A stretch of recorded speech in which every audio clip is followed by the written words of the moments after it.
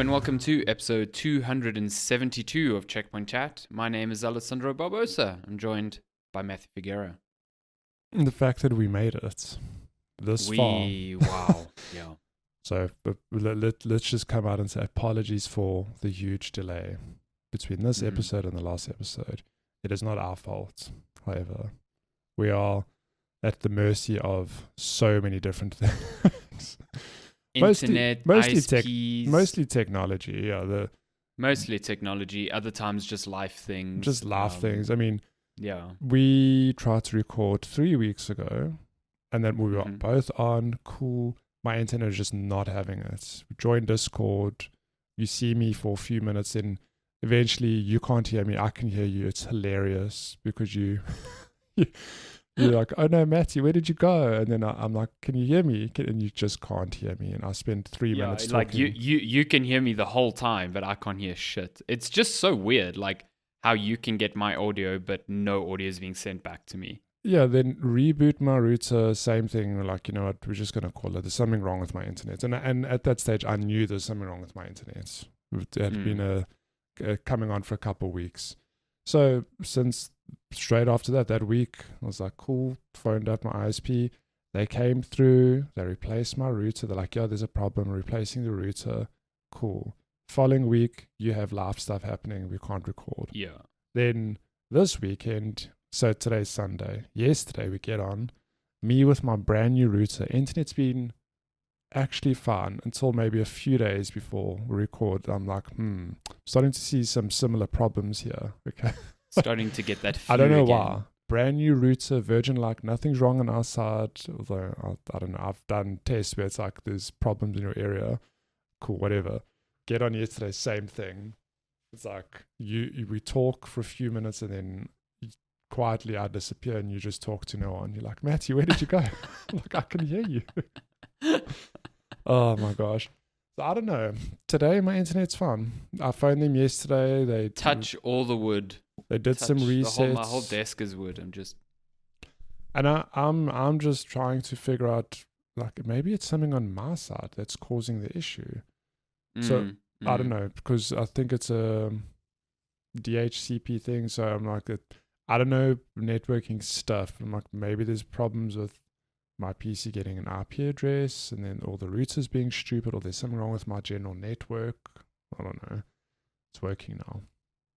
That's all that counts, is that it's working. How well versed are you in networking stuff? Because it's a whole different ball game. Much. I hate it so much. I know like basics, and that's all through like, like troubleshooting network issues. Yeah. I mean, I should know more than that because we did a whole course in 3rd or 4th year university on networking. I even made my own email server. Was pretty cool. Do not understand how that shit works anymore. Like, it's so IP, foreign. DHCP, cool. I love those acronyms. They're great. Don't ask me anything about like networking beyond that. I mean, so the router I have is a Virgin Media router, and they've actually done, I'll give them credit, they've done a pretty good job of, if you do the old 192.168.0.1 log in. Love a good ping. Classic, yeah. There's actually a pretty easy to understand user interface. And even when you hard reboot the router, in my day, back in the day, I remember it's like, what are my logins, not only just to my router, but to my actual ISP account? Like, you have to plug that information into your router generally. At least I remember having to do that. With this router, you can do a hard reset and it's got all that information, which just sets it up. But then you can just rename your network, and there's a few like advanced things you can do, but it's pretty straightforward. I'm like, okay, that's cool. Man, networking in general, it's a whole foreign affair to me. All those acronyms, the things you can do and not do, because you try troubleshoot it. Like, have you tried assigning your thing a static IP? I'm like, I don't want to do that. Like, I know how to do it. That's a whole other but thing. I'm like, I don't want to get involved in that. Like, come on, it's been working for years now. It doesn't work. Something's wrong. It's nothing my side. I'm glad that Jeff doesn't listen to this podcast, because he'd be like summoning himself into here right now to tell us about his static IPs and his pie holes and his automated servers and his And we just want the internet to work. And he's like, wait, peasants, is power hole an actual term? Yeah, it's like you use a Raspberry Pi that is configured to kind of like block certain types of network traffic. So it's like a hardware ad blocker that sits between your PC and your router, so that you don't need to use an ad blocker. They just get sucked up by the network before they even reach your device.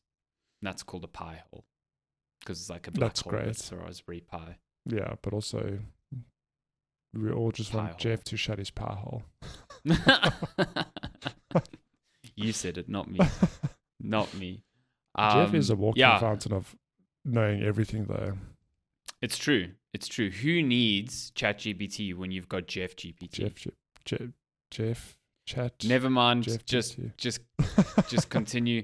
I mean, I don't even know what GPT means. I think it's generative programming something. Gosh. So Jeff generative. I don't know. He's like walking Chat AI. GPT. Yeah, no, he is. Yeah, it's great. It is great. He'll tell us about his power hole one day. One day. Could you imagine trying to get him on an episode of the podcast? That would never happen. I think once upon a time, remember there was Darren did, him and Brad did for a while. Oh, the checkpoint. Checkpoint. Wow. Critical just self-branding. Podcast. Yeah. Wow. Yeah, and I think I remember conversations back then. Jeff was like, "No." Yeah, no, he was like, thanks. "Do not even try." Yeah, no, seems so counter to what he would enjoy. Yeah, so. One day we'll get him. We should get good old Darren on here one time. I think we've said that since like the beginning of time, but yeah. We do. I will say we do have, from when we commissioned all of this stuff, all these graphics around us. I did ask for the inclusion of a 3-portrait template. So it's there, but I will say the logistics around 3 people. Yeah, especially with your just like all video or audio. Yeah, because your video right now is straight up. Look at that unit. She's complaining because she can't go outside. Fluffy, amazing. Yeah. Your frame is Discord popped out. Like I have a whole external window and I've framed it and cropped it into this template. I don't know how to do that with a third person. I don't know how to integrate that into. I think that's where you start needing like software. What's it called? There was a software I looked up a while back because I know a lot of websites, big gaming websites like Giant Bomb and whatever, they ended up using these very specialized production softwares when COVID happened. So it was remote. Yes. And it's like wild. It's basically like a platform where you as a producer sit there and you can create layouts and whatever, and then you send links to participants. It's almost like a Zoom link. And then you connect to that software using that link. So you completely omit Discord from the chain, and your video is streamed over this link to the software. And then you can do all sorts of things, like you can set up scenes for transitions, you can set things up in certain ways, you can live produce. It's very, very cool, but it's expensive software. It's meant for like proper remote production. And even then, I think, if I'm not mistaken, they use Discord for the actual low latency audio between participants to hear each other. But then they're using that video capture software to kind of like control the video scene and do live streams and post work and stuff. So, but I mean, I watch a lot of Giant Bomb stuff, and Jan Ochoa, who's like the main producer there, he will often be just in the background producing while there's a whole other show going on. It's like, it's not something you really want to do on the fly. It takes a lot of work. Even I was going to say, even just you and I having Discord audio separate to our video.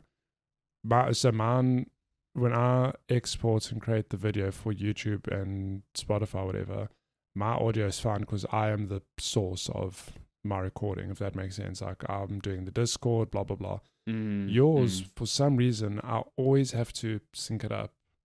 Always. And I'm like, it's so weird. I can't imagine, because now you say they use this fancy production software, and then they use Discord audio separately. But so they use the Discord audio just for each other during the stream. They're not recording the Discord audio. But it still goes, so the production software still capture their audio. Correct. Correct. I think the Discord audio is just between them for latency purposes. I think if you're sending audio to the software and it's sending it back to participants, too slow. Yeah. Yeah, okay, because I was thinking in my head, how do they? The poor person's got to like sit and sync up the audio.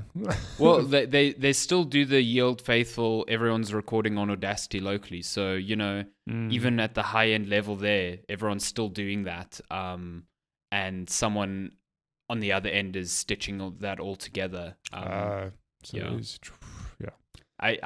love seeing at the beginning of some streams they're all doing the time.is clapping thing. I'm like, been there. It's everyone. It's all of us. Yeah. Time.is our listeners don't know that because we cut it out. Yeah, we cut it out. We're generous to you. We don't want you to hear the claps. Yeah, when you're driving in your car, the last thing you want to hear is a clap. That sounds like a tire bursting or something. Also, every time you listen to a podcast and we remove the clap, we're saving you at least a minute of your life. So at least it takes me a good minute to compose myself for the intro. So if you always catches Matty off guard. If you've listened to every episode, what is this? 272. Correct. Every minute you've saved, it's a lot of hours. It's over 4 hours. It's a few hours in your life, and that's not even including the times where we do the time.is and then talk for 10 minutes before even starting the podcast. We've saved you way more time. You're welcome. Exactly. The preamble's long. Sure. Yeah. Speaking of preambles, this Checkpoint Chat talk about video games when we do eventually get online. There's been so much that has happened in the past 2-3 weeks. I think the last time we spoke was literally the Switch 2 had just come out. Yeah. I don't even think you'd had yours by that time. I think only I'd had mine. I had mine, but I'd literally held it and powered it on. I didn't play it. Right. You hadn't actually played anything. So I want to hear now that it's been 2-3 weeks. You've got intimate with your Switch 2, much to the dismay of your wife. Oh my God. I mean... You've played a lot of the Mario Kart. What's your impressions of the Switch, the new Nintendo console? So the new Switch is nice. Don't get me wrong. I really, really do like it.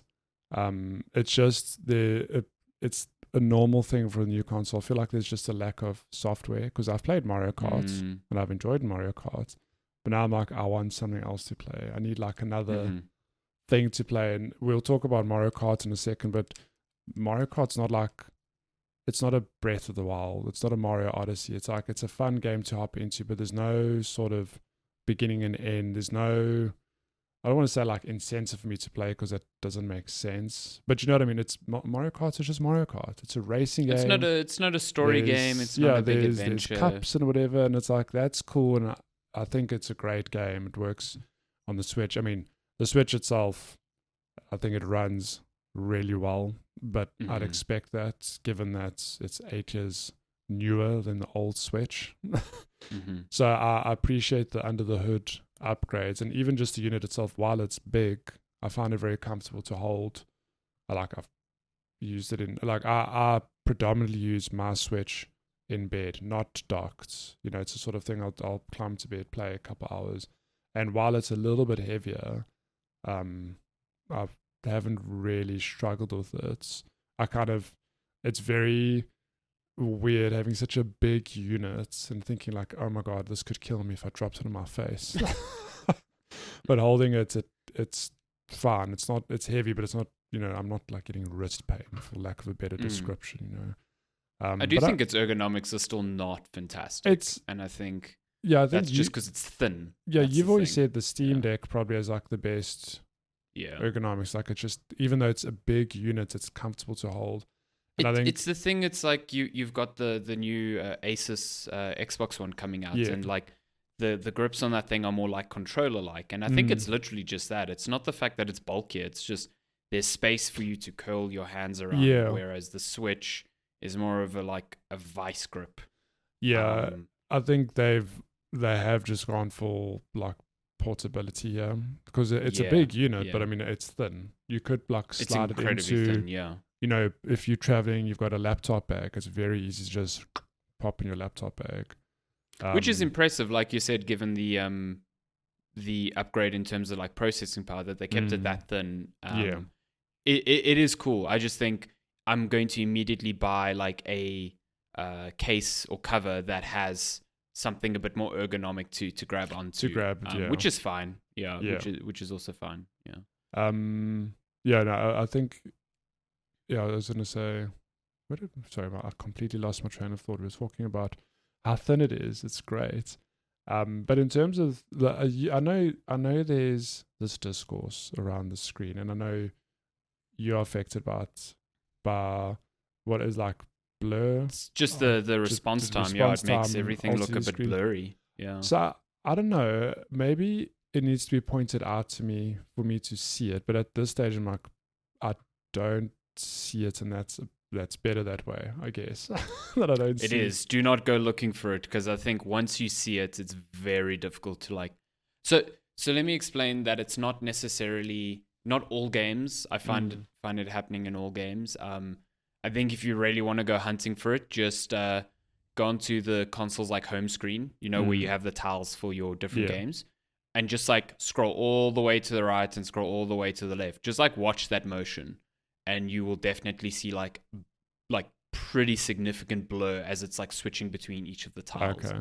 When I play Mario Kart, I don't really see it. I think there's so much color and so much happening on the screen at any given time that I don't notice it, But there are games where I have noticed it to the point where it's like made me a bit sick.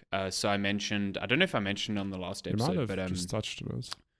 Yeah, Breath of the Wild and Tears of the Kingdom, like that motion made me like pretty hectically motion sick. And I think it is that blur that's like, it's not, my eyes aren't happy with how it looks, which is bizarre, because the games that actually you see this happening most on are 2D games, because there is just that motion in one plane. So like games like Celeste look a bit strange, I find. Like do a little dash with Celeste and you'll see the blur like immediately. Okay. Because that trail is already blurred and now it's staying there for too long. It's like it looks they upped the blur weird. effect in this game. But again, like a Celeste, I think I can like deal with it because it's not a motion sickness thing. It's just it was weird with Breath of the Wild. I think it's just the combination of that art style, which is already just by virtue a bit hazy. Yeah.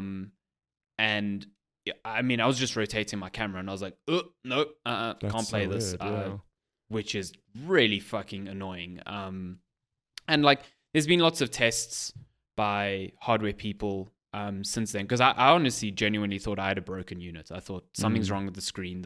Something's not right. Like it's the LCD's balked or something, but turns out that it's just a really, really slow LCD, which is super strange because Nintendo would have almost had to go out of their way to find one that's so slow. But it could be something that is fixed with firmware in the future. But yeah, I mean, if you want to put it into raw numbers, the Switch 2's display is slower than the Switch 1's in terms of response times. It is so slow. A normal gaming monitor is like, 5 or 6 millisecond response time. The Switch is like 30 something. That's wild. Which, I mean, this is going to get really in the weeds. And again, if you don't see this doesn't really matter. But the Switch's one is like 32 or 33 milliseconds, which is around the same time that a single frame takes to render when running a game at 30 FPS. So that means by the time the console's rendered a new frame, the screen itself hasn't actually let go of the previous frame yet. And that's why you get blur. What's the blur. And then when you're playing a game at 60 frames per second, that is exacerbated, to another degree, because now the console's produced 2 frames before the console's let go of 1 frame. And so you have this like really staggered effect. And then, hell, you go up to 120 frames per second, you've got 4 frames in a buffer before. It's bad. It's really, really explain bad. To me, how could they fix it with firmware? Because in my head, it's just straight up hardware. How do you patch that? So the reason why gaming monitors get around this is there's settings on LCDs called like overdrive. I mean, every company calls them something different, but essentially what it does is you're driving more voltage through the LCD, because LCDs are just like crystals. They're like liquid crystals within a display which move according to the voltage applied to them. Yeah. And by moving, they refract light differently, and that's how you get like. There's a very basic explanation of LCDs, but if you drive more voltage through them, you can get that movement to happen a lot faster. Okay. And so the sort of conclusion that places like Digital Foundry and Hardware and Box came to was that Nintendo has prioritized battery life more than anything else. And so they are driving very little voltage through the display. and that is exacerbating this kind of like slow response time because it's kind of just working at its default. Yeah. So the idea is that there could be firmware in the future where they tweak that balance a bit more. I'm not convinced they're going to do that because already the switch to battery life is not like exceptional. No. It's like fine. And so if they give more voltage to the screen, which is already very bright and a lot bigger and running at a higher resolution, like, you've only got a limited power budget that you can work with before you start compromising how much battery life the thing has. So, I think they probably just prioritized a bright screen and a lot more processing power for the games, which is, maybe good. But it comes at the expense of the display, which is a real bummer. This will invariably be fixed with an OLED because OLEDs just by nature have an incredibly low response time. They should have just launched with an OLED. Like, I don't know why they never did. I mean, I know it's obviously a cost thing. Well, I imagine it's a cost thing, but if the Switch cost $50 more, like, I don't know what the price difference is between OLED and LCD. I have to believe that people would have been okay, maybe. I mean, let's be honest, the Switch 2 has sold out in many... There's been like stock issues in many places, so there's a hunger for it, even at the higher price points. I don't know. It's also a weird thing because on the battery life, like I said, I've played Mario Kart. I haven't really had another big game to dig into like with hours and hours. But even playing Mario Kart, if I do a Grand Prix, so I'll take my Switch off the dock and it sits at like 87% because there's a new setting where it charges up to like around 90%. They're like battery health. Yeah, which is cool. Is good. Yeah, like that's cool. But then like it's on 87%. I'll do a Grand Prix, which, how long is a Grand Prix? Like 4 races. Yeah, I would say like half an hour in total. Not even half an hour. I mean, they're pretty short, like a couple laps, 3-4 minutes. Let's call it like 15 minutes, maybe 20 at a push. Okay, that battery's already gone down like 10-15%. I'm like, that seems like it's draining way too quickly. To me, I don't know. Like, I suppose you should do that battery thing. I don't know if like we spoke about it, but there was that bug. At launch with the battery indicator. I did do that where you hold. Oh, did you? Okay. Yeah, where you like. I know it's something you like hold the volume buttons and then the power button and you do like I don't know, there's like a whole workaround, whatever. It's to like reset the sync between the battery indicator and the battery itself. Yeah. So, but again, like 2 hours battery life is actually fine. Like I'm of the opinion, I don't really play my Switch for longer than 2 hours at a time. Honestly, even on my OG Switch, I'll play for like an hour, maybe 2, and then like I'll take a break or whatever, go to bed. So I'm like, that's fine, but it just feels like it's draining way faster than I expect to. So I don't know. When you say like, to fix the screen, it's a firmware update that demands more power, I'm like, where is that going to come from? That's the thing. Yeah. That's why I think it's possible, but I don't foresee them doing it because I think it already compromises their battery life, which is not... I mean... There needs to be context with the battery as well. Like I get what you're saying, and I get that people are disappointed because they're like, oh, this thing lasts 2 to 3 hours when playing a big game. It's just like the original Switch. It's like, sure, but this thing is significantly more powerful. The screen is way, way brighter, running at higher frame rates. And you're running at 1080p versus 720p. That already just takes... So you're getting a lot more for that power and you're getting around the same battery life. So there is an improvement there, but something has to give eventually. No, for sure. No, and to be clear, it's more thing of I don't mind, or like I said, 2 hours for me is perfect, actually. It's just, I'm a bit surprised, I guess, that it just feels like it's draining super quickly. But like, I get it. It's also just a small battery given how thin they want the device to be. Like, you look at your Asus ROG Allies and your Steam Decks, they have bigger batteries just by virtue of being bigger machines. So, I mean, it's the one thing that hasn't progressed in step with all these advancements in processors is battery tech. Like, you still need big batteries for capacity. Lithium-ion tech hasn't really progressed far enough where you can get a lot out of a very thin battery. And that, honestly, like if you speak to a lot of people within that space, that's the biggest barrier, limitation. Yeah, that... as soon as that is overcome, you're going to see like revolutionary steps forward in terms of what can be done on handhelds, because that is what's holding things back. There's only so much you can.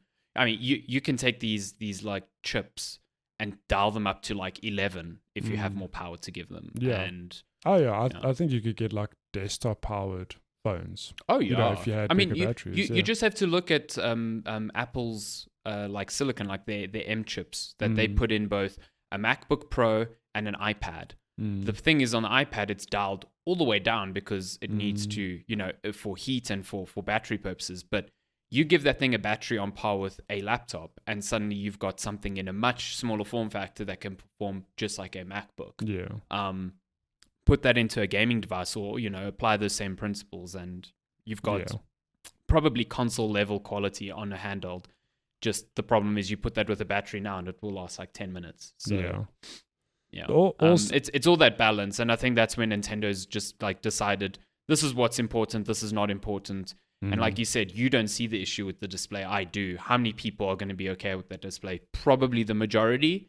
So their decision is probably sound. It just irritates me. No, for sure. And a small subset of other people. Yeah. So, yeah. Look, I know I've come down hard. I mean, those are just the things that have stood out to me.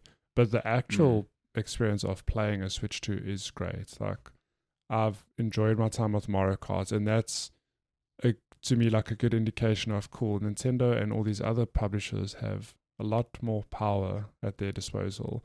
Because with my Switch one, I was feeling the age, particularly in the last 2-3 years, where maybe not so much I'll say that Nintendo games, even a couple of them, Tears of the Kingdom aside, you could feel with like what is the Zelda one? Echoes of Wisdom. That, like, when that's chugging along, it's like, okay, the Switch needs it was bad. Needs on an Switch, upgrade, yeah. And then even some indie games, I'm like, oh my god, this takes so long to load, or I can feel like the Switch just needs just more power. So I'm very excited to use it, but I want stuff to play on it. I mean, I've got even going back into the backlog, like a lot of indie games don't have any support for the Switch 2 yet. It's true. It's not a lot of them just run better though if they have unlocked frame rates. If there's no like frame cap, that's cool because the games are compatible. So let me be clear, great, very happy with that. But I'd like to see now support for some of the indie devs upgrading or removing that frame cap, whatever. So as a good example, I've been looking for a thing to play on my Switch 2 now. And Dredge is on sale. I'm like, that's cool. I've seen so many people rave about this game. Let me play it. And then I looked it up, and then people are like, no, it's the Switch 1 version. It's capped at 30 FPS, which is fine. Like, I'm sure it runs perfectly fine. But I know my Switch 2 could run it at 60 FPS or something better. 100%, yeah. So I'm like, I just want that barrier removed. And I think in reading up on it, I think Nintendo sent out indie dev stuff. They sent dev units to indie. Like dev kits. I think they send them to indies like much later because they're worried about leaks and whatever, like understandably. So I'm waiting for that knock-on effect now where you are going to have all these older games where people are going like, oh, we've updated it. Now we've got this new Switch 2 patch, whatever. It'll be either a paid thing or free updates, whatever, but we've done it. And that's cool. I'm waiting for that. There's going to be like a period in the next 3 to 12 months, whatever it is, where I think there'll be a lot of these old games I've missed that I can now play on my Switch 2. Even games that I wanted to play on my Switch 1, I was like, no, I just won't because I'm feeling the age now. I'll play it on a handheld either one day when I got a Steam Deck, which didn't happen, or when there's a Switch 2. So here we are. We'll see. I hope that does happen. I hope there's a bit more drive to do that as opposed to, there's a lot of indie games especially, or just games in general that never got updates for like Xbox Series X or PS5 in that regard. Like, you don't even have to be an indie. You look at like Rockstar with Red Dead Redemption 2, that thing still runs at the same resolution and same frame rate as it did on Xbox One and PS4 on the newer consoles. But I think if you start seeing lots of big Switch sales, then it's a very easy way for a developer to be like, hey, we've put out this patch, 100%, and that will drive more sales on the platform. Like No Man's Sky did that with the Switch 2 coming out. So Yeah. I do hope that's a thing. Yeah. So my if you want to summarize my feelings on it, that I do like the Switch 2, but it's early days. I think it's going to be better in the next few months. Like the new Donkey Kong game is out in like a week or two. That looks great. I'm quite excited for that. Yeah. I think it's made by the Odyssey team. I'm like, oof. Apparently, yeah. Sorry, allegedly, we don't actually know.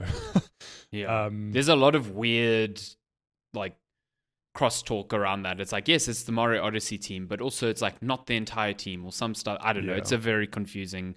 I don't know why Nintendo's super weird about that, but I don't know. Yeah. But when there has to be a direct soonish. Yeah. Because like beyond Donkey Kong, there's like nothing. Yeah. Really. So when that's out and there are more things to play, I'm like, yes, because I love my OG Switch. There's a reason I bought a Switch 2 on launch, because I'm like, yes, I want that, but I want the same experience just with more power.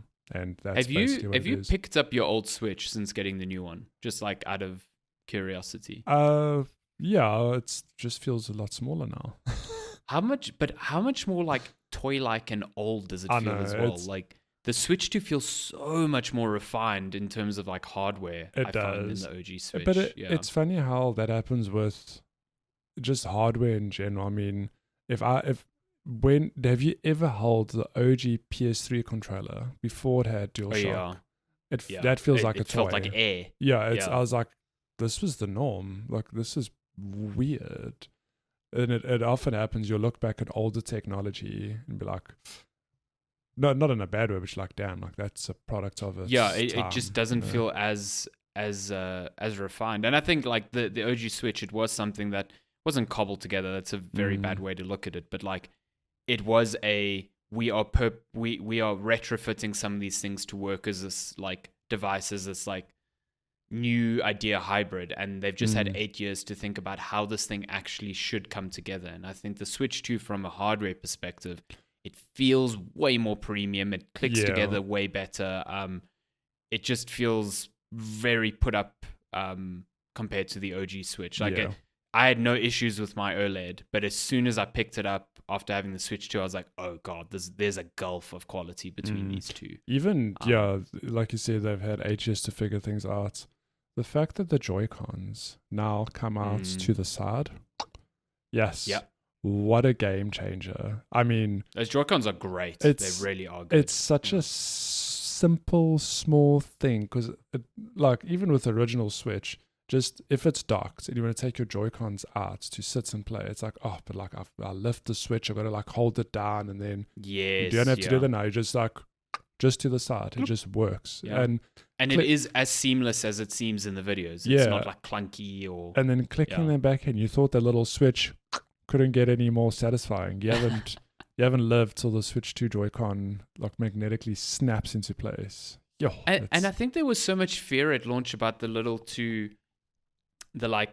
that stick out of the Switch for, when the Joy-Cons go in. People are like, oh, these things are going to snap immediately. I think they've done a really good job of like aligning those magnets and putting enough in that when you want to connect your Joy-Con again, it just works. It just like goes boop, and there's no like worry about it misaligning and snapping something or it's really, really cool. I do think you can potentially run into these issues. I know D-Brand, the peripheral or the case maker, they ran into this. The drama was mainly because of their response to this, but essentially they made a case for the Switch 2. They've made cases for the Steam Deck and whatever, and they're all very good. They're premium, they're very nice. But this one, there was too much of a gap between the covers for the Joy-Con and the actual console. So it could actually interfere with the strength of the magnetic clasp between the two.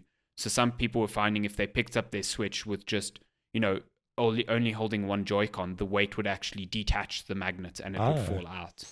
And the uproar was because of their response. Their response to that was basically like, people are intentionally making this look worse than it is. No one actually uses their Switch like that, where they should have just been like, this is a design flaw, we need to fix this, which they've eventually got around to. That's essentially what they're doing now. But I guess you just have to be a bit more aware when you are buying peripherals for the Switch that there isn't this potential for interference with its like base design. Yeah. Whereas I think with the OG Switch, because it was a rail, it either like fed into that rail or didn't. There was no like ambiguity between the two. But I think that's a peripheral maker's problem and not necessarily Nintendo's problem. I think the Switch as it is works incredibly well. I agree with you. I think there need to be more games. I think Mario Kart's a cool launch game. I think the open world stuff has been a complete letdown for me. I was quite excited for that. You know, Mario Kart's an $80 game. Yeah. And for it to not launch with like a campaign mode, I think is borderline unacceptable in today's day and age. 100%. It's baffling to me because, I mean, I played Mario Kart 8. I did play Mario Kart 8 a fair bit on the Switch. And even then, it was the same thing, right? It's just Grand Prix. Just straight up, there's like championships and there's time trials. And, I mean, I get it. It's Mario Kart. But you have to think that they've got enough stuff to build out like a really cool campaign or something, like a story mode or whatever. I don't need this grand sweeping narrative. I mean, every good Mario game is Mario going, oh no, Bowser took Peach. Like that's the extent of the narrative, and it's just stitched together by cool mechanics and gameplay things, you know. Mario Karts, they've added some cool flair to like the fact that you can jump and wall ride and rail grind. There's a lot of cool little nuances and depth there. But it just feels weird that they could have done a campaign mode, and they could have done a thing where it is, you know, you're a rookie, you've just got this kart. I mean, karting lends itself so well to this sort of like RPG thing of you got to do some races, get some currency, then you can buy a new kart and some upgrades and there's new weapons, whatever. It feels like, and it's such a weird thing because it's a good Mario Kart game, don't get me wrong. I think they've refined a lot of things. The tracks are great. I don't know if you've unlocked all the tracks. Have you done like all the championships? Rainbow Road is so good. It's that last track so is like good. Chef's Kiss is really good, but it just feels like I've done the races. I'm like, unless I'm playing with friends, like I don't really feel motivated to go just keep playing the same tracks. You know, I'm not the gamer who wants to min max my times around the track. Sorry, that's just not me. If there was a story mode or something though, where there was like incentive to like play through a campaign, I would have loved that.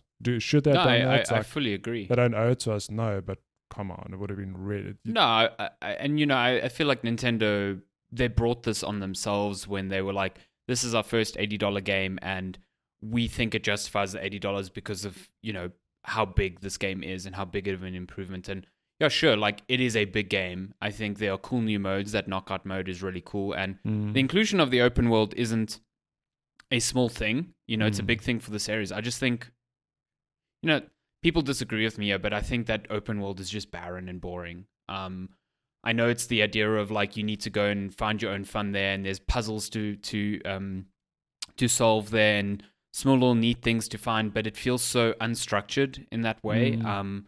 Whereas you come from a Forza Horizon sort of perspective, which I'm pretty sure was an inspiration for them, given that whole trend towards like open world racing games. But Forza Horizon has like a campaign structured in their open world. They've got, you know, side objectives that you can do within the open world. There's a bit more depth and structure to the way you explore that world. Yeah. And I think that's what I was kind of hoping for from Mario Kart World, and that's just not what I'm getting. I just don't find any real reason to keep exploring their open world and trying to hunt for things to do or hunt for fun rather than kind of being lightly steered towards that stuff. Yeah. And, you know, even if it had a campaign mode, I mean, we come from an age where on the PlayStation 1 we had Crash Team Racing. That had a campaign, you know. That was a kart racer with multiplayer in mind. It had all these other modes, but its campaign was limited. It was just a string of races in different hub worlds, but you had different objectives in those races. You had boss battles. You had something to kind of give you an incentive to play this beyond just multiplayer. And I just find Mario Kart World lacking in that perspective, especially given its price. I was expecting a bit more content there. The content that is there is incredibly well refined. It's really, really fun. And I think as a multiplayer game, it is phenomenal. I've played so much Switch 2 at the office because people are bringing their Switches and we're having like multiplayer sessions, and that's great fun. But for that, I think it's perfect. But yeah, even the is open world that stuff, an $80 improvement over Mario Kart 8 Deluxe? You know what I mean? I'm not so sure. Almost. It's such a weird thing because I would have thought they could have just done a Mario Kart 8 Switch 2 version. I think it still would have sold. People would have been That's cool. the thing. Like the sorts of experiences and fun I'm having with the game could be had on Mario Kart 8. It's not because it's Mario Kart World. Yeah. You know? But even the open world, it's this thing of, I don't find it like particularly fun to explore because you can just driving along the tracks, just doing that is cool, you know, just this endless loop, whatever. But the moment you go off the track, it just doesn't feel intuitive. Like if there's a cliff there, I'm like, well, I can't get up there because I'm in a cart. I've got to figure out how to like drive around and get there. So I don't know. It feels a bit like, I don't know what the right term is. It's just not as free form as I would have hoped, I guess. Maybe even the puzzles themselves, like there's puzzles there. If you've done any of the puzzles, if you fail, it's like, oh no, like let me redo it. There's no like, there's a retry button, but it doesn't restart you like load it into like repeat the puzzle. It puts you back at like before the power button. So you still got to like go there, push the power button, watch the cinematic happen, then repeat it. I'm like, that's just such a simple thing you could have refined, you know? Yeah. So I don't know. It's small things like that. And I know we're coming down hard on the Switch, and it's more thing of, because I know from my side, I love Nintendo and I love the Switch. It's just like, I don't want them to fall into Wii U territory. I'm like, please do not fuck this up. Like, come on. I love the Switch. Don't take away my goodwill by doing things like this where, you know, I don't want you to, it's not, Mario Kart World's not a cash grab. Don't misunderstand me. But it feels like, no, 100% not. It feels like they could have done more with it. Yeah. Played it a little bit too safe. I think the expectation was that there was more, especially because it was the only launch title from Nintendo. You know what I mean? You had that and Welcome to It. So Mario Kart World was carrying a lot on its shoulders. It was more expensive than any other Nintendo game before it, and it was the only launch game for the Switch 2, and I just don't think there's enough there. Yeah. I think it's a great game, and I am still enjoying playing it. But you go back to 2017, and the Switch launched with Breath of the Wild and Mario Kart 8 Deluxe and Splatoon 3. Was it 3 or 2 at the time? It might have been 2. It was 2. It was 2. And you know, back then there was a lot of discourse around, there's only 3 exclusives. It's this, and that. But like, there's triple exclusives. Firstly, there were 3, and you had Breath of the Wild, which was like this 100-hour epic, like genre-defining game. Yeah, Breath of the Wild. You don't have that on the Switch 2. Zelda.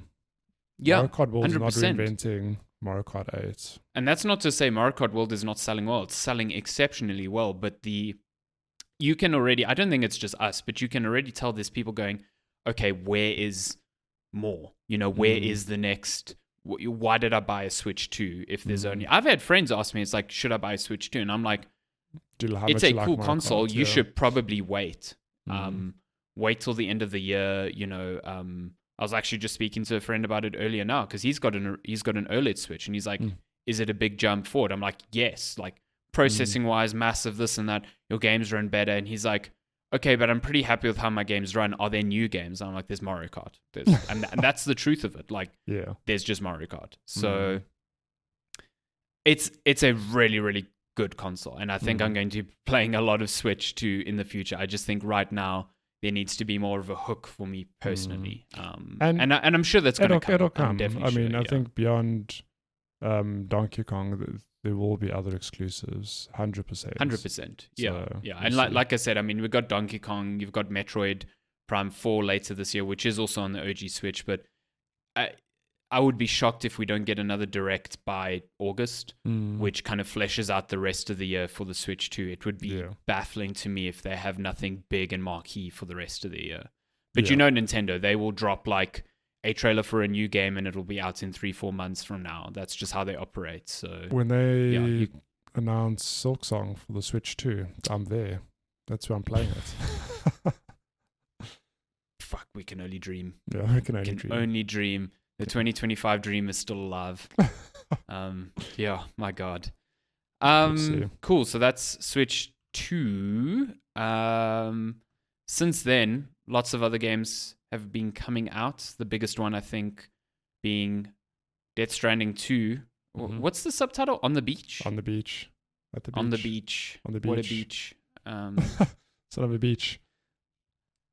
Death Stranding 2 is cool, man. Like, you've played a lot more than me, but even in my limited time, which seems to be relegated to the prologue, which I seem to have extended way beyond what it should have been, I think this game fucking rules. I really, really am enjoying my time with it. And it is being reminded of a lot of the same.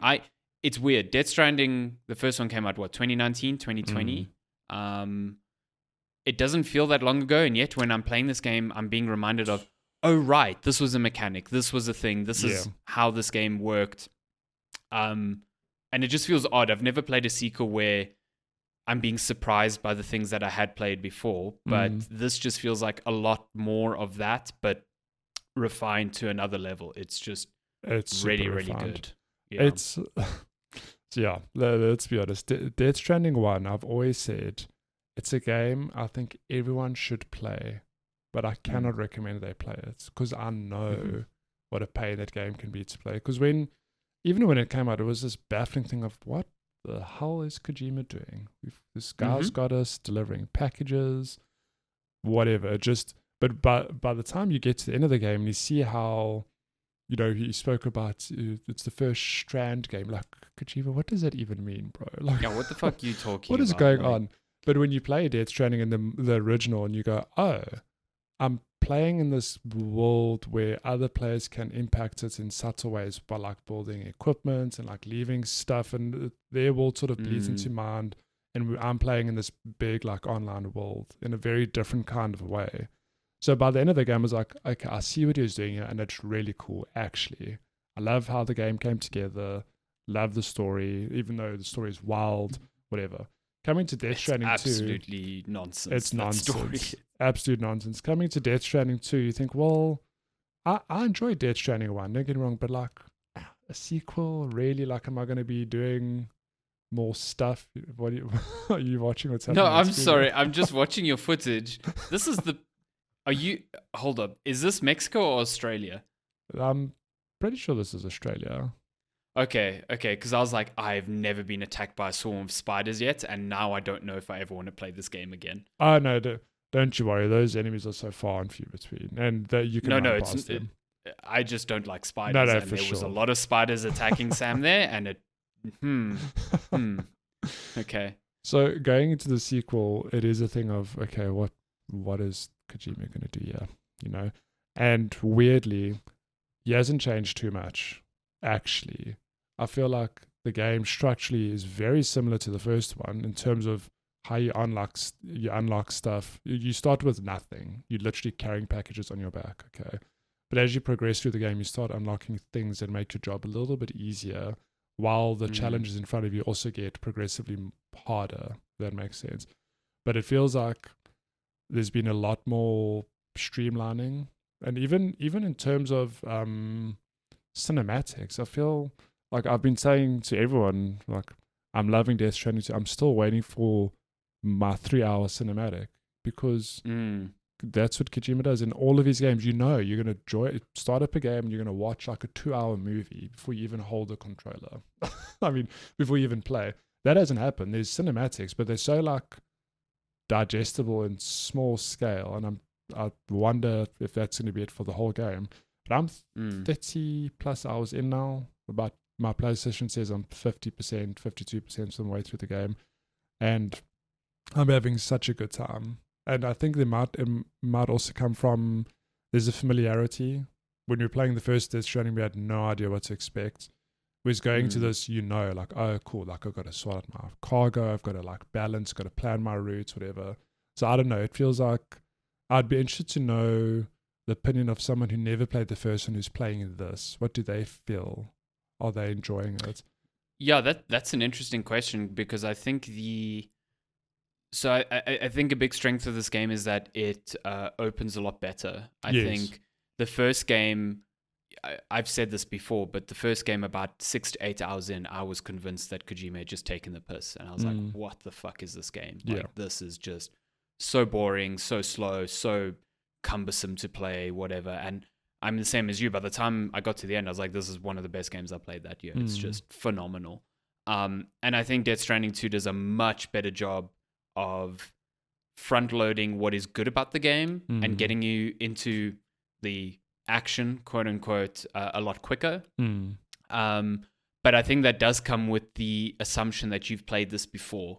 Like, just the opening. I mean, the opening is an all-timer. Just an incredible opening to a game. For a game. I like that old stuff. Just phenomenal. But like, I opened that game knowing, okay, I'm going to be walking across this terrain and Sam is going to lose his balance and I'm going to have to hold these buttons to like align his balance. If I've never played this game, I could just see someone like yeeting themselves off that cliff and not knowing what the fuck just happened. Yeah. So I don't know how they've balanced that, and I'd love to hear the perspective of someone who's never played the first one playing this now, because I think it would be might be a bit overwhelming at first. But I would definitely take that over the incredibly slow opening to the first game. This one just gets going a lot quicker. It's this weird thing as well, because I've seen Reddit threads where people are like, Death Stranding 2 is too easy.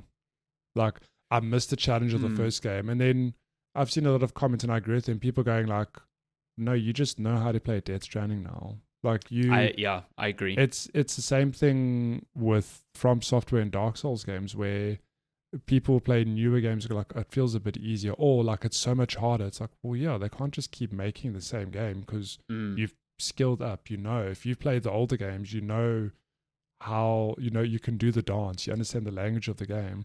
Yeah, it's the same thing. I feel it's not quite like riding a bicycle, but it is like getting on a bicycle going like, oh yeah, I know I've got to be careful with certain packages and I've got to do this, but it just feels so streamlined and refined.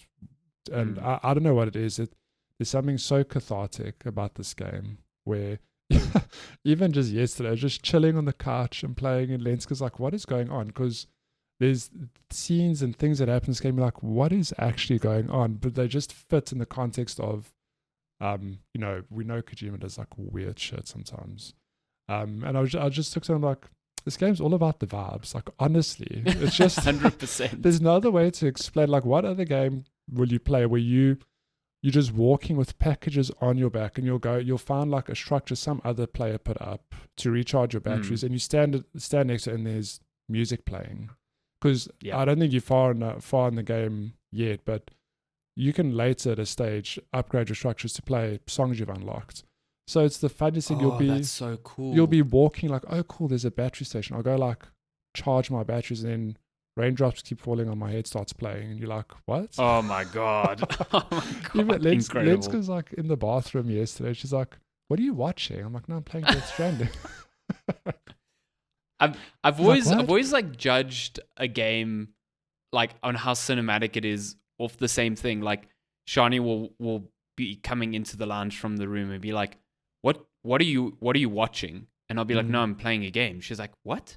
Like, because it's either like Clair Obscur, where there's a lot of talking and a lot of music, or now it's Death Stranding, where it is just a lot of music and a lot of vibes, and not a lot of like pew pew gunfire, massive sound effects. Like sometimes it's just silent for like long periods of time. Yeah. I think you're right. It is like vibes, the game. And I think just coming back to that Reddit thread, it is when you played the first Death Stranding, you were there was a lot of friction with how it worked. I think it took a while to understand, like, okay, this game is really about balancing how Sam is like carrying cargo and whatever, and walking on different types of terrain to make your life easier. Whereas other games, that is a completely, like, you don't think of that. You think of like a Skyrim where you fucking mantle up a mountain just because you're pressing jump.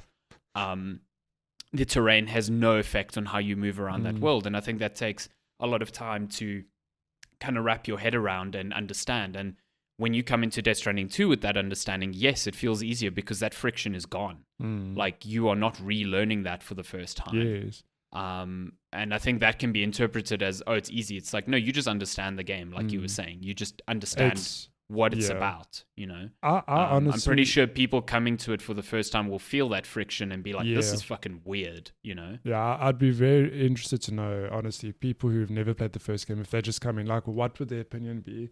Because I'll never forget playing the first game. One of those early missions when you finally, after all the setup, you finally walking. It's like, cool, you're doing your first mission, you're walking. And I was like, really?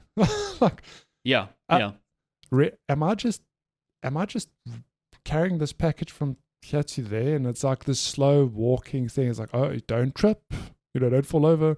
And I remember going like, there's no ways like this is the whole game. It just and especially because the first game gives you such a cumbersome thing to deliver for the first time that it really overemphasized the, if you don't walk with both triggers held in, you're just going to fall over. Yeah. Which I think this game is like, okay, no, hold on. We're not going to give you the most ridiculous like weight to transport as your first package. So, but it was that thing. And then coming into this game, it honestly, like, I know it's not like riding a bicycle, but it's like, oh, I know what I'm getting, and I'm actually here for it. Like, I'm here to deliver packages, do some action along the way with some of these raider camps or whatever. And the way this playground has come together, like, it's honestly feels like they've just refined everything from the first game, stripped away all the bad stuff. I think there are still a few things that annoy me about this game. But man, like, I've played 30 hours and I'm like, I've had that conversation with myself. I'm like, is this a game I'll platinum? I'm like, no, that's a step too far. I want to finish it definitely, but yes, I'm having such a blast just doing the things. Even though it feels like I almost miss those like lengthy cinematics, weirdly. It feels like they're also, selective and whatever. But even just how it's coming together and how I'm unlocking and playing the game, it's just been such a joy. I've thoroughly enjoyed it. No, I'm feeling the same, and I'm like nowhere near. I'm nowhere near as far as you, and I'm just having a good time as well. And I think that there's a lot here that has been refined over the original that makes it more fun to play in different ways. Like the combat to me feels like a completely different game. It's so much better. There's a weird gap here where you didn't play the director's cut either, right? No, and that's why I think it feels so different to me. Yeah. So there are also going to be people out there who only play the director's cut of Death Stranding going like, yes, this is how combat's always been. I'm like, nah, fam. Things have changed. No, you never played the OG. No, I remember even going to this game, I was like, that's weird. Like, I can just straight up fight these people. I don't remember that being an option in the first game. It was like, fighting was just not a thing ever. I avoided it at all costs. I like ran through bandit camps. Apart from like you did get one or two where I remember getting like some things that would help you fight. You had that like bowler gun, which is fucking useless for most of the game. Like, and then you could toss like cargo at people's heads, and that was like about it. This game, they're like, okay, cool. You've got a machine gun and it's it's fitted with bullets. It won't kill people. Like, okay, cool. Wink, it's the real Batman thing. Like, oh, I'm not running over people. I'm shocking them. It's like, I'm straight up shooting this person in the head with like a rubber bullet or whatever. Like, that could hurt you. But even in the combats, it feels like, there is Metal Gear Solid DNA here, obviously, because it's Mr. Kojima. But I'm so strongly reminded of Metal Gear Solid 5. With maybe it's a little bit it's a lot clunkier than Metal Gear Solid 5. Let's be honest. But a lot of the missions are like, oh, you need to now go extract cargo from this enemy base. I'm like, oh, okay, cool. And it is this thing of like, well, there are like 3 ways to get in there. Do I go through the front? Do I go do some recon on the side? And that's really cool. Now it's this mishmash of I'm delivering packages, but also there's a little bit of combat mixed in, which you don't have to engage with it really. If you can sneak your way through, like, you don't have to really fight enemies. I mean, maybe you might have to tranquilize 1 or 2 on the way. But I did a mission where there's this huge enemy encampment and I had to go rescue a prisoner from them. And I was like, oh my God, there's so many people. I don't feel like doing this right now. And I just looked, I was like, oh, hang on, there's like, there's this little path that goes up around the side. I'm like, let me just go do some recon, follow the path, go around. I'm like, oh, this goes into the enemy. Oh, the guy needs right there. grabbed him, went out, didn't have to fight a single enemy. I was like, this is great. Yeah, it's... No, it's I mean, Timur Hussein from GameSpot, he did a video saying that this is like the closest we will likely get to like a Metal Gear Solid 6, maybe until Fizzant comes out in fucking 2040, who knows. And I completely agree with him. I think don't go into this being like, this is a Metal Gear Solid game. This is still 100% a Death Stranding. The emphasis is not on combat. I just think combat is way more viable now. It's also integrated into the game in a way that it's encouraging you to engage with it more. But I think from a feeling perspective, it feels a lot better, and it feels very, like you said, Metal Gear Solid 5 in a way. You know, you're not fault-toning people, but you have a lot of flexibility in how you approach combat. You can really plan your route out into an enemy camp. You can do things like non-lethal, which I guess is the only way to go about it here. But I mean, it comes down to even like the way Sam runs, the little pause that's there when you get spotted by an enemy that lets you react quickly and take them out.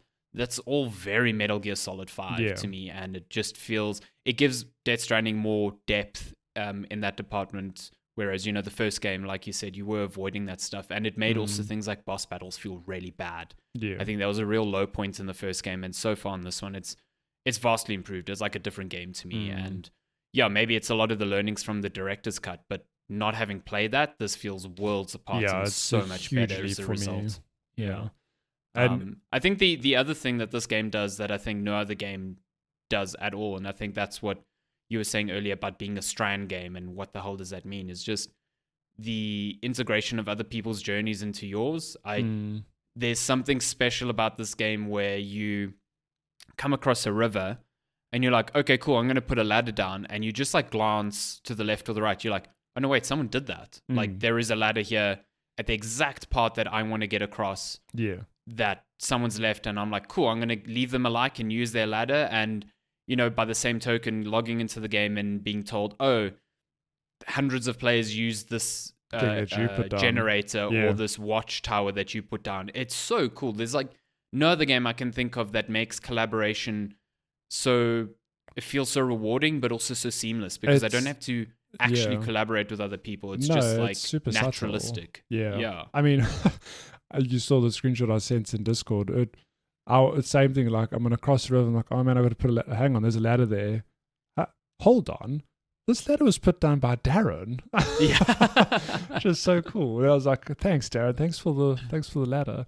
Yeah, it's such a weird thing, because when you explain it to people, you're like, well, that is like, what does it even mean? Like, but when you play it and you see it in action, you start to understand like the language or the code of this game, of how it's designed to be this.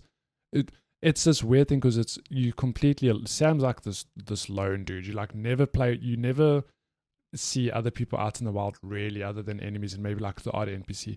All the main characters are just straight up in cinematics, whatever. Yes. It's just 99% of the time, it's just you, Sam, just chilling, walking. But there's this weird sense of, not weird, that's the wrong word, but there's a sense of community in playing the game. And like, you know that if there's a ladder there, somebody had the same problem you did and they solved it. Or you're going to solve somebody else's problem by putting down a piece of gear. Exactly. It just, I can't really explain why that's so cool, but it is such a nice feeling. And let's be honest, okay, people will say, I don't post on Twitter or Instagram for the likes, but tell me you don't like getting lots of likes on the picture or whatever you put on Instagram. Okay, you get that feeling in this game all the time, where you go back to one of your old structures like, I got 600 likes on a fucking ladder. That makes me feel good that people like that I put my ladder there, whatever. Such a because it makes you feel like you thought about it, and you're like, other people had this idea and I helped them realize that idea. And it's just like you said, it's so subtle as well, because like you don't get access to this when you are first exploring the world. You have to overcome the challenges your way the first time, because like obviously you only pull in other people's creations or things when you're part of the chiral network. So as soon as you venture out of that into an area you've not explored, you are alone. It's only when you unlock that area, then you start seeing other people's contributions, and then you're like, wait a minute, I can navigate the space a lot easier. I can also see how other people navigated the space. And so it's not like if you come to this game 2 months late, like every problem in the world is solved for you. No, you still have to do that yourself, sure. but you can still like feel part of that community regardless of how long or how close to release you've played this game. And it's just it's so special. It's really, really cool. It delivers on that idea of being connected and whatever the hell a Strand game is meant to be, because there isn't a game I think like this that gives off that same feeling. It's really, really cool. The closest thing comparison I have is just Dark Souls and Elden Ring, like notes, Bloodborne. But even that, it's like it's players like giving you hints or just comments, but you know what I mean? Like those just pop up randomly, and it is cool to see like, oh, like this game's new to me, or I've played this and somebody's left a funny note, or they've said like, no, like there's an ambush head, whatever. That's like the closest thing, but it's not quite on this scale. And I wouldn't be shocked if Kojima saw that and was like, this is a great idea, you know, and just expanded upon that. I think, again, it's just a very unique experience, and I think Death Stranding is unique because of that. I think that's what makes me enjoy this game. Like, I enjoy navigating this world because it feels interesting and it feels cool, but it is such a small piece of the puzzle. If someone goes, oh, you're just delivering packages, it's like, you can definitely tell who's played this game and who hasn't. Yeah. And I can see people playing this and not enjoying it 100%, but I don't think anyone who's played it goes, oh, you're just delivering packages, because it's so immediately evident that there's so much more beyond that premise. And I think it's a really good sequel, and I'm thoroughly enjoying my time so far with it. So curious to play more. The story is absolute bullshit already. It's fantastic. I love it so much. I promise you, the number of times I've been playing and I've looked at Lens and I've been like, what the hell is going on in this game? Just not in terms of like, oh, the story. It's just scenes that appear. I'm like, it's just so out of the blue or whatever. But I mean, I've just gone on board a ship that bubbled out of the ground from tar, and I'm like, yeah, well done. Cool, sure. I'll just accept that happened in front of me. Rad. Well, by the same token, I get saved by a fucking ninja in the desert, and Sam is just like, wonder what that guy's problem was. It's like, what do you mean? What the fuck just happened in front of your eyes that you're just so nonchalant about this? Like, it's great. There are many of those moments. One last thing I want to talk about is just visually how astounding this game is. It's this is it the Decima engine, same engine that's used to make Horizon. I mean, Horizon Forbidden West is still, I'd say, one of the best looking, if not the best looking PlayStation game, but purely because I think, you know, pre Death Stranding 2, because it's just in terms of like realism and the color palette and how vibrant and things are, Death Stranding uses that same engine, and boy is it like, it's stunner. So good. Honestly, it's that opening scene. If you've got no intention of playing Death Stranding 2, cool. Just go Google the opening 10 minutes of the game when Sam stands up and just that camera pans around and you can just see like this landscape. Lenska was watching it and she's like, it's real life.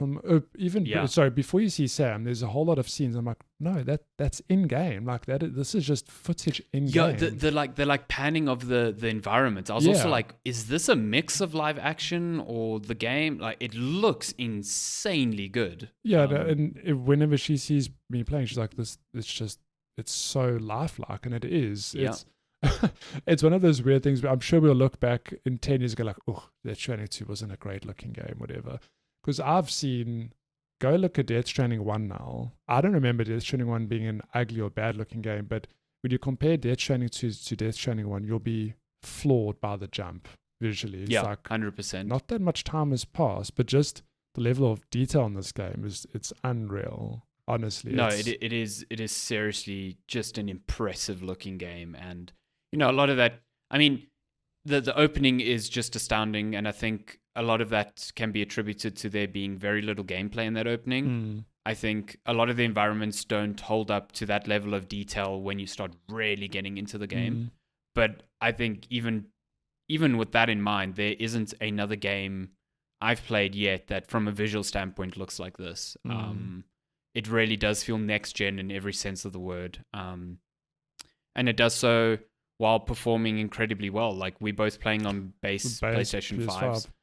I'm playing it on the quality mode, and it's rock solid on there. Yeah, I was going to say, the 30 FPS, it just runs so low. It's not battery smooth, obviously, but it's so consistent, and it runs. There's no dips. There's no sort of like weird juddering. It just feels really good. And I dabbled in the 60 frames per second mode. It looks, I mean, I think you really have to look hard to find the differences. But I think the 30 frames per second mode looks great. And apparently on the Pro, it's just like, you don't even need to bother with the quality mode. The performance mode is like insanely good and runs really well. So it's cool. I think Kojima's done good work with this engine, or his team, and I'd like to see more games use it. I mean, Sony owns this bloody thing. They should maybe just export it a bit more. So put it beyond Horizon and Death Stranding. Like, let more games use this engine. Also, just insane. It doesn't use anything like ray tracing. Like, I'm not knocking ray tracing. I think ray tracing, when implemented well, looks incredibly good, but it just shows that you can get a lot of performance out of the game that looks really good even without that, you know? This game with ray tracing will not run as well as it does, like, period. Imagine all the reflections off those wet rocks. Or just like the sun shadows and everything. Like, you know, you look at a game like Indiana Jones, which looks phenomenal where everything's ray traced. But then you look at this and it looks just as good without it. There's still a lot of leeway between the two technologies that I think can be exploited. No, it's a great game. I'm thoroughly enjoying it, and I can't wait to play more. Same. Same. I don't know what else there is. I finished Clair Obscur Expedition 33. Nice. Still probably front runner for my game of the year. I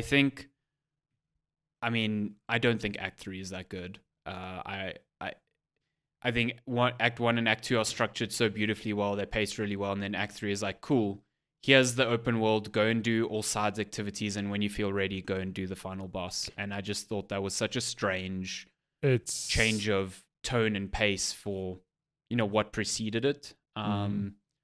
And I just think I'm not that interested in like min-maxing all the sort of stats. I know people have gone absolutely berserk with that stuff, because the way the game opens up its combat in Act 3 by removing a lot of limits on the amount of damage you can do and the amount of damage you can receive from enemies is kind of insane.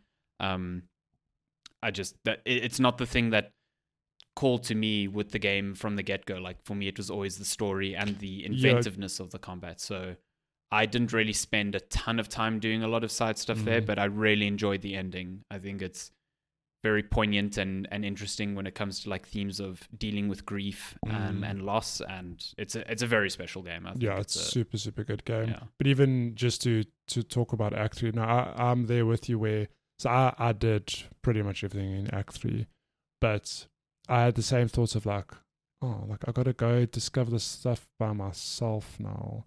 Whereas Act 1 and 2, it's very much, it's like linear, not linear, where it's like, okay, you got to go here. And it's leading you down this path along this story. But what I want to get to is that there's a lot of side stuff there, which should have just straight up been main content. Honestly, if that I agree with. If in Act 3 they went, like, I don't know, I have to believe there would have been a way to make it make sense, the story, where it's like, oh, okay, we need to go do this thing here now. And then you experience that. There are so many things you've missed now, and not only you, like people who've gone like, I don't want to really like go poke around and do, you know, the stuff in Act 3. There's like a little bit of nuance and context that you're going to completely miss because you haven't done these 3 bosses or these 4 areas, whatever the number is, and they're like kind of pretty important. It's a bit baffling that just wasn't straight up main content. It's like, I don't know, did they get to the end and go like, cool, this is a story I want to tell and other people can discover it at their own pace? Or was it a time thing, like we don't have time to like stitch this together, but let's keep it as content that people can discover in their own time? That is just baffling to me. I think even I think it was even Kervin who said just like how was some of the stuff just optional when it's so important to like fleshing out certain characters and their motives or how they react to. Because there'll be. I mean, maybe it's worth you reading up some stuff. You'll you'll understand like why certain people think a certain way or whatever. Now that you know, oh, this thing happened, whatever. That's my only real. It's not even like a huge criticism. It's just like, oh, it would have been nice if they had just found a way to weave it into the main narrative. Mm-hmm. I mean, the things I got to in Act 3 were mainly the companion side quests, but I wish those were integrated a bit better, because you get very little of that before Act 3, and then Act 3 you're doing like 4 or 5 steps for each character to get them to like a max companionship or relationship level. And you're right, that fleshes them out a lot in that short space of time. And I'm glad I did that. Like, I maxed every character out there, and I think it fills in critical pieces of their backstory that, like you said, explain a lot of their motives and their behaviors throughout the story. And it's just weird to me that that's only, I mean, Clair Obscur is not the only game to make that stuff optional. No, like, you go back to like a Mass Effect and your companion quests are optional, but they interwoven into the story in a way that makes them a lot easier to seek out than what they are here. But yeah, I don't know. It's a small thing, because I don't think it detracts from the actual game. I don't feel like I've missed out anything by not, I haven't fought enemies like Simon that everyone is talking about, but I don't feel the need to like go back to that. I'm just like, the combat gets weird in Act 3 for me. I know I'm an outlier here, but I really don't like the emphasis on you need to build like a nuke build with Mael or Versa or something, where you are essentially finishing the fight before you have to parry something. And I just think it's so counter to how interesting the game was prior to that. And I think it's born out of a necessity to do that, because the enemies hit you so hard that if you are letting them get in a few turns, like, you need to either be absolutely perfect with your parries or you'll just get wiped immediately. And I just think it overemphasizes that, where the game pretty much all the time prior to Act 3 was not like that. So that change is part of the reason why I didn't engage with Act 3 a lot, because I was just like, this is not, the combat isn't as engaging as it was prior. And I think like finishing the final boss in like two moves felt very underwhelming. Same. By the time I'd done everything before I went to the final boss, it's like, oh, this is a joke. It's just the balance is a bit off in Act 3, I find. But that, again, like I said, still my game of the year by a mile. Because I think the story and its characters and its overall inventiveness is just really, really like high up there. It sets a new bar for this style of RPG. So yeah. It's a good game. It's a good game. But like any good game, I can see like a few issues here and there that I would have liked to have seen smoothed out. Yeah, my thing is, they've done this game now, and I know there's DLC planned. I'd love to know what their plans are, and inevitably what a sequel or what their next game looks like. Because I think just the premise of this game is so interesting that they can do so much with it. Hear me out. Verso and Monoko prequel. Oh, yes. I would love that. Because they always talk about their journeys before, this game's story. I 100% would enjoy that. Though just those two, Monoko, what a dude. What a great character. Just such a cool character. I would 100% play that. It would be so much fun. It's also just, we're going to bounce to this quickly, but it's also one of those games where I was floored by how good all the characters were and how fun they were to play. Because even, I don't know if you had unlocked Monoko when I spoke about this back in the day, but even unlocking Monoko as a character and then going like, oh, for his combat, I've got to like go unlock it. I've got to go fight enemies. I ended up, he was in my party the rest of the game because like, oh really? Interesting. It was just so much fun when I unlocked, because I kept him in my party more as a thing of like, you need him in your party to unlock, to get enemy feet, to unlock their skills. It's pretty hilarious. Yeah. But then when I started getting a few skills, I was like, oh, you can actually do really, really great builds with him. And I just kept him in my party. So it's just, the game so good, just well designed all around, and I'm there with you. It's probably my game of the year, if not just a game of the year contender, like without a doubt. So glad you enjoyed Soundtrack of the year easily. As well. That soundtrack will always I always be amazed by the fact that was just a dude they found on SoundCloud. Yeah. Just the song used at the end when you are like fighting your way to the final boss. Oh, it's so just fucking good. It's just like up there with well, the most recent comparison is just like Final Fantasy. It's just this tome, this 6-7 hour tome of just varied and amazing music, and this is just some random dude they found who turns out is like one of the most talented composers. Honestly, it's wild. The minute they do a live tour, I'm there. Oh, 100%. I mean, I would kill to see a lot of this music live. I think it would be phenomenal. I hope they do that in the future. I think they will. I don't see them not doing that. That'd be awesome. Yeah. I think that's about it. Anything else from your side that you've touched, played? I mean, I will, because we need to wrap up. I will just say that I have... on the last episode, I spoke a little bit about Nightreign. I think I'd played 20... or so hours. No, I'm speaking rubbish. 10 or so hours. I've since put in 60 hours into this game. I finished it. I can't stop playing it. It is real good. I think now that I understand how the game isn't like not intended to be played, I don't mean it like that, but now that I understand how the game flows and how one should do a run, and it's so much fun. I can't stop playing it. Spending time playing with just different classes and now digging into different kinds of builds, because you can equip up to 3 gems that have different effects or things on characters.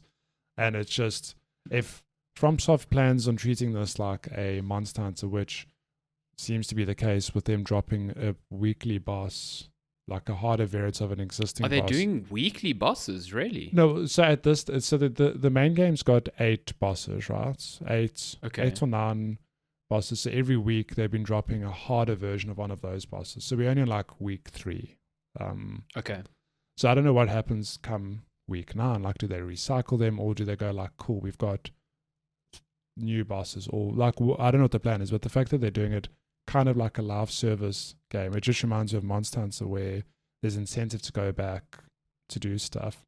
And I mean, even when you beat the first hard variant of a boss, you unlock a new currency and you can buy other stuff with it. I'm like, okay, there's this drip feed mechanic that will keep me coming back, to play the game. So I'm thoroughly enjoying it. And I think when you get the gap, you must definitely give it a go. If you've got a love for it. I'm talking to you, Alessandro, not the listener. I mean, could be talking to both. Could be talking to both. If you liked Elden Ring, you like roguelites, man, it gives you that thrill and that of beating a boss and leveling up, but like you can play a game beginning to end in 45 minutes. It's really fun. Yeah, that's awesome. Yeah, I do want to give it a go. I think, like we were saying, we were chatting before we started recording, but I know it had a bit of a tough launch with a lot of the discussion around it. I think people who have really latched onto it have latched on hard. And I'm curious to see where it goes from here. I'm sure FromSoft is going to be refining and tinkering with this formula because it is the first sort of this style of game that they've worked on. And I hope a lot of those learnings bear fruit in the Duskbloods, which comes out on Switch 2 eventually, which will also be like a very multiplayer focused thing. Yeah. So yeah, it's cool. I do want to give it a shot eventually. I should probably also maybe play the Elden Ring DLC. Oh my gosh. To do that. Yeah, I haven't done that yet. So yeah, maybe an Elden Ring detour is due after Death Stranding. Yeah, well, you say that, but I'm sure there'll be other games that come out. That's all. Yeah, it never stops. Never stops. Yeah, we are so spoiled for choice. What a great time to be a gamer. Yeah, for sure. Gamer TM. I think that's going to do it for this episode of Checkpoint Chat. Then, programming notes. Not sure when a new episode will be out again, just because of life things, holidays and moving and all these things, but we're going to try get one out before another 3-week gap again. But yeah, we'll keep you all updated on that. There's a lot to play, so even if it does take a while, there'll be a lot to chat about when we're back. Yeah. Cool. But that's been episode 272, Checkman Chat. As always, thank you so much for joining us, especially with all these extended gaps between episodes. But we appreciate you coming back and listening to us ramble about the cool things that we're playing. It is the best. You are the best. Until next time, thank you, Matty. Thank you.